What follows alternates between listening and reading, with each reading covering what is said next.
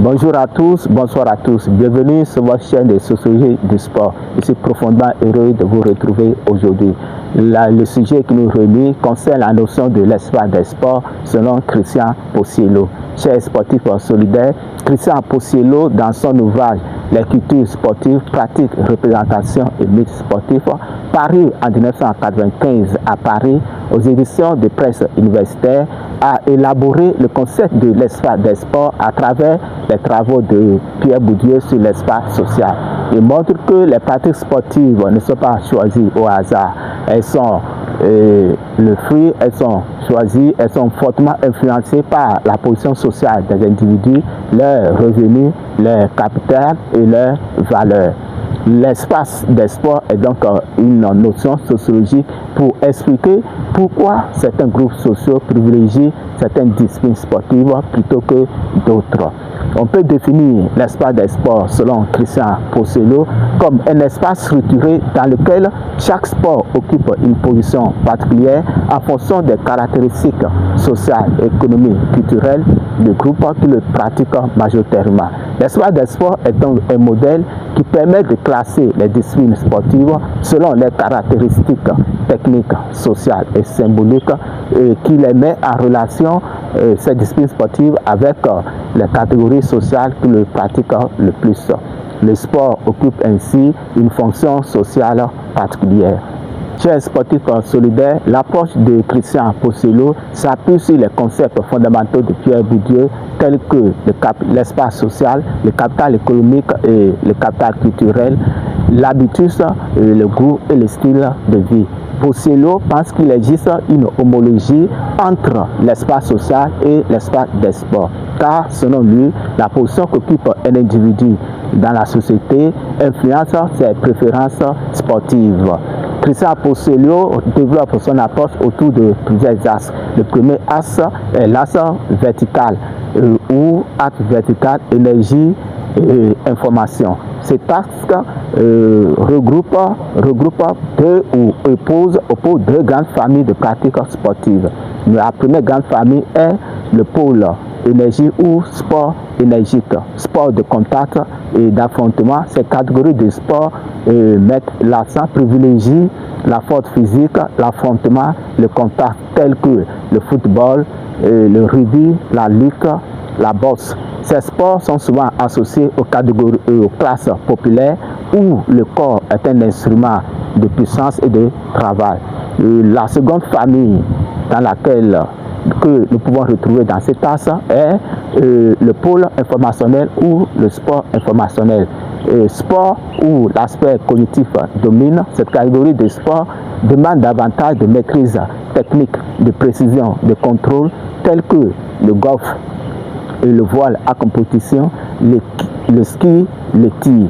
Ces sports sont souvent associés aux catégories sociales favorisées disposant d'un capital économique et culturel relevé. Cet axe vertical, énergie et information, renvoie à la notion de capital corporel qui est l'ensemble des caractéristiques morphologiques et motrices que les individus investissent dans le sport. Le second axe est l'axe horizontal, nature, technologie. Cet axe distingue le sport selon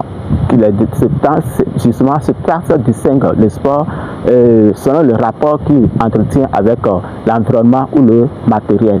La première catégorisation, le premier pôle est le pôle écologisation ou sport de nature. Sport en lien justement avec la nature, c'est catégorie de sport met l'accent sur le rapport à la nature, sur les risques, sur l'aventure. C'est le cas de la randonnée, le cas de l'alpinisme, le cas de l'escalade. Ces sports mettent l'accent sur la recherche de l'autonomie, l'aventure, comme je viens de le dire, et la découverte de la nature. La seconde catégorisation ici, dans cet axe, est le pôle motorisation ou le sport technologique. Cette catégorie du sport est fortement influencée par les équipements sophistiqués et des équipements motorisés. C'est le sport instrumenté, le sport machinisé. Dans cette catégorie, le corps est un objet technique. C'est le cas par exemple de la planche à voile, du ski et des sports mécanisés. Alors ici, dans cette catégorie de sport, la performance dépend largement de la technologie et de la maîtrise du matériel. Si Pocelio distingue plusieurs familles de pratiques sportives. Nous avons dans un premier temps les sports énergétiques. C'est cette catégorie de sport qui valorise la force physique, l'endurance et l'affrontement tels que le football, le rugby, la lutte, la boxe et ces sports qui sont généralement associés aux classes populaires. Nous avons ensuite les sports informationnels ou technologiques. Donc c'est cette catégorie de sport qui privilégie, qui demande davantage de maîtrise technique, stratégique, de précision et de contrôle tels que le golf, le ski et le voile de compétition. Et ces sports sont souvent pratiqués par des classes favorisées. Et la dernière famille que classe Pocelio est le sport de nature. Le sport de nature. Ici, ce sont des sports qui ont toujours un rapport avec la nature, l'aventure, le risque, l'environnement. C'est le cas par exemple de la randonnée, de l'escalade, de l'alpinisme. Ces catégories de sports sont souvent pratiquées selon Pocelio par des individus disposant d'un capital culturel élevé. Chers sportifs solidaires, cette notion de Christian Pocelio montre que le sport est socialement différencié. Et il montre également que chaque sport véhicule des valeurs et une identité sociale. Il montre aussi que les groupes sportifs révèlent les inégalités sociales présentes dans une société. Il montre également, enfin que le sport évolue en fonction de la transformation de la société. Plusieurs critiques ont été mêlées à l'endroit de cette notion de l'espace des sports de Christian Pocelio.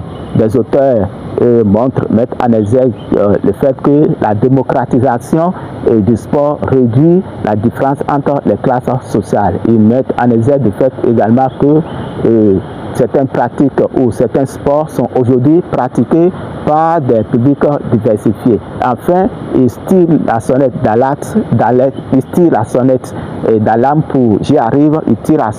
pour montrer que cette notion de l'espace des sports élaborée par Christian Pocelio a été réalisée dans les années 70-80 dans la société française et elle doit être adaptée à d'autres contextes comme celui africain et de façon singulière au contexte béninois. Et justement, parlant du Bénin, il faut garder à l'esprit que cette notion de Christian Pocelio permet au Bénin ici et peut nous être utile et si nous voulons faire la différenciation des pratiques sportives entre les milieux urbains et les milieux ruraux. Elle peut aussi nous être utile pour connaître la préférence sportive selon les catégories sociales. Elle peut être aussi utile pour, si nous voulons mener une étude qui révèle l'influence du niveau d'instruction sur les choix des pratiques sportives. Elle peut nous être aussi utile ici au Bénin pour étudier les représentations sociales qui environnent les représentations sociales attachées au football, au fitness, aux arts martiaux, au rugby, etc. En résumé, Christian Pocelio élabore la notion de l'espace des sports en référence à l'espace des positions sociales. Le concept de l'espace des sports de Christian Pocelio est un outil majeur en sociologie du sport. Il montre que les pratiques sportives sont fortement liées aux positions sociales, aux capitaux économiques et culturels et au style de vie. Pour Pocelio, pratiquer un sport, c'est afficher également sa position sociale et son style de vie. Le sport est donc un marqueur de distinction sociale. Bref, chers sportifs solidaires, bonne continuation et soyez des agents de régulation sociale, pas des valeurs du sport dans tous vos réseaux et au plaisir de nous revoir bientôt. Salut!